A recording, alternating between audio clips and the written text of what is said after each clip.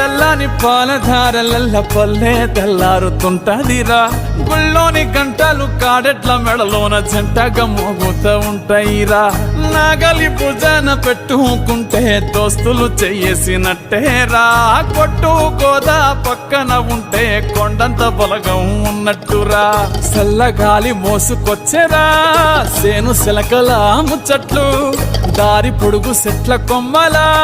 రాలుతున్న పూల సప్పట్లు గట్టి మోపులు కాల్వ కట్టులు చెమట సుక్కల్లో తడిసిన ఈ మట్టి గంధాల ఊరు